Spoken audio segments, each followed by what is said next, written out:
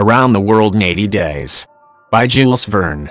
Chapter 29, in which certain incidents are narrated which are only to be met with on American railroads. The train pursued its course that evening, without interruption, passing Fort Saunders, crossing Cheney Pass, and reaching Evans Pass. The road here attained the highest elevation of the journey, 8,092 feet above the level of the sea. The travelers had now only to descend to the Atlantic by limitless plains, leveled by nature. A branch of the Grand Trunk led off southward to Denver, the capital of Colorado. The country roundabout is rich in gold and silver, and more than 50,000 inhabitants are already settled there.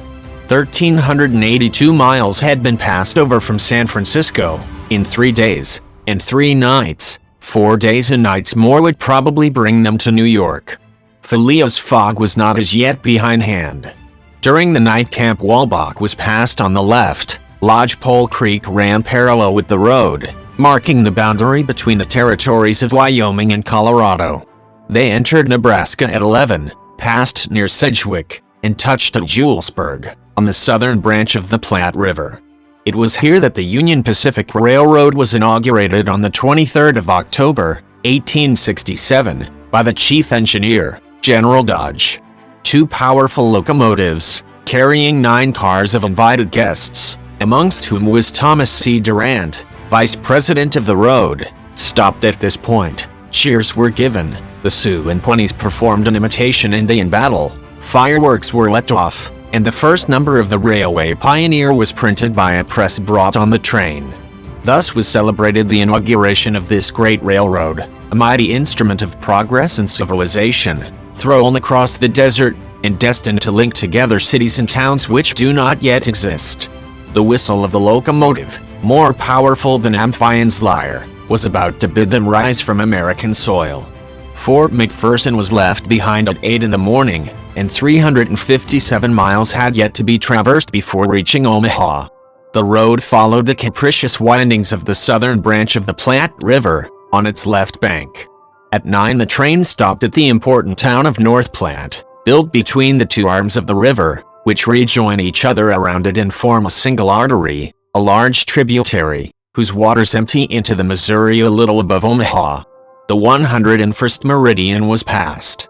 Mr. Fogg and his partners had resumed their game. No one, not even the dummy, complained of the length of the trip.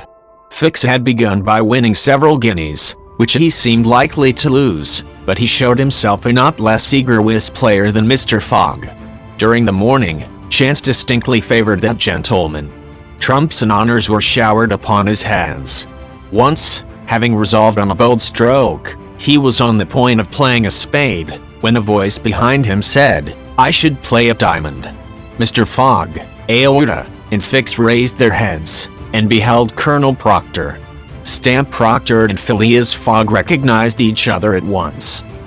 "It's you, is it, Englishman?" cried the colonel. "It's you who are going to play a spade." "And who plays it?" replied Phileas Fogg coolly, throwing down the 10 of spades. "Well, it pleases me to have it diamonds," replied Colonel Proctor, in an insolent tone. He made a movement as if to seize the card which had just been played, adding, "You don't understand anything about whist." "Perhaps I do, as well as another," said Phileas Fogg, rising. "You have only to try, son of John Bull," replied the colonel. Aouda turned pale, and her blood ran cold. She seized Mr. Fogg's arm and gently pulled him back. Passepartout was ready to pounce upon the American, who was staring insolently at his opponent. But Fix got up, and, going to Colonel Proctor, said, "You forget that it is I with whom you have to deal, sir, for it was I whom you not only insulted, but struck." "Mr. Fix," said Mr. Fogg, "pardon me, but this affair is mine, and mine only. The colonel has again insulted me, by insisting that I should not play a spade, and he shall give me satisfaction for it." "When and where you will," replied the American, "and with whatever weapon you choose." Aouda in vain attempted to retain Mr. Fogg, as vainly did the detective endeavor to make the quarrel his. Passepartout wished to throw the colonel out of the window, but a sign from his master checked him. Phileas Fogg left the car, and the American followed him upon the platform. "Sir," said Mr. Fogg to his adversary, "I am in a great hurry to get back to Europe, and any delay whatever will be greatly to my disadvantage." "Well, what's that to me?" replied Colonel Proctor. "Sir," said Mr. Fogg, very politely, "after our meeting at San Francisco, I determined to return to America and find you as soon as I had completed the business which called me to England." "Really? Will you appoint a meeting for 6 months hence? Why not 10 years hence?" "I say 6 months," returned Phileas Fogg, "and I shall be at the place of meeting promptly." "All this is an evasion," cried Stamp Proctor. "Now or never." "Very good. You are going to New York?" "No." "To Chicago?" "No." "To Omaha?" "What difference is it to you?" "Do you know Plum Creek?" "No," replied Mr. Fogg. "It's the next station. The train will be there in an hour, and will stop there 10 minutes. In 10 minutes several revolver shots could be exchanged." "Very well," said Mr. Fogg. "I will stop at Plum Creek." "And I guess you'll stay there too," added the American insolently. "Who knows?" replied Mr. Fogg, returning to the car as coolly as usual. He began to reassure Aouda, telling her that blusterers were never to be feared, and begged Fix to be his second at the approaching duel, a request which the detective could not refuse. Mr. Fogg resumed the interrupted game with perfect calmness. At 11 o'clock the locomotive's whistle announced that they were approaching Plum Creek Station. Mr. Fogg rose, and, followed by Fix, went out upon the platform.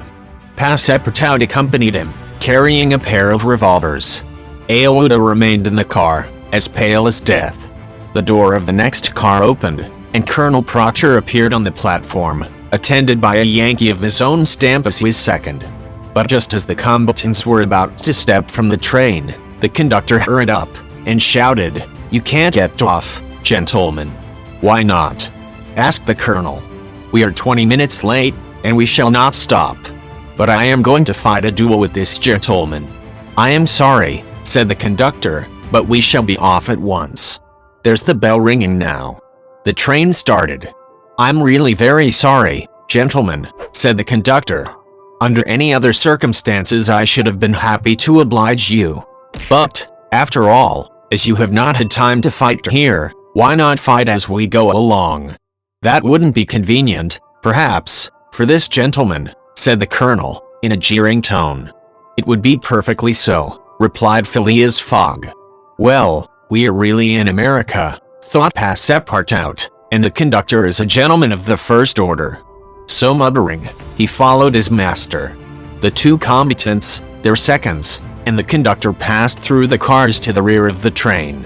The last car was only occupied by a dozen passengers, whom the conductor politely asked if they would not be so kind as to leave it vacant for a few moments, as two gentlemen had an affair of honor to settle. The passengers granted the request with alacrity, and straightway disappeared on the platform. The car, which was some 50 feet long, was very convenient for their purpose. The adversaries might march on each other in the aisle, and fire at their ease. Never was duel more easily arranged. Mr. Fogg and Colonel Proctor, each provided with 2 six-barreled revolvers, entered the car. The seconds, remaining outside, shut them in.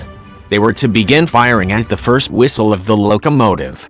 After an interval of 2 minutes, what remained of the two gentlemen would be taken from the car.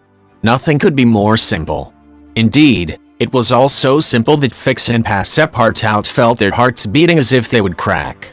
They were listening for the whistle agreed upon, when suddenly savage cries resounded in the air, accompanied by reports which certainly did not issue from the car where the duelists were. The reports continued in front and the whole length of the train. Cries of terror proceeded from the interior of the cars.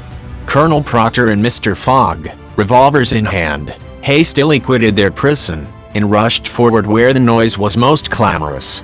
They then perceived that the train was attacked by a band of Sioux. This was not the first attempt of these daring Indians, for more than once they had waylaid trains on the road.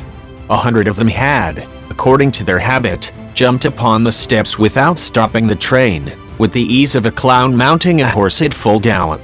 The Sioux were armed with guns, from which came the reports, to which the passengers, who were almost all armed, responded by revolver shots.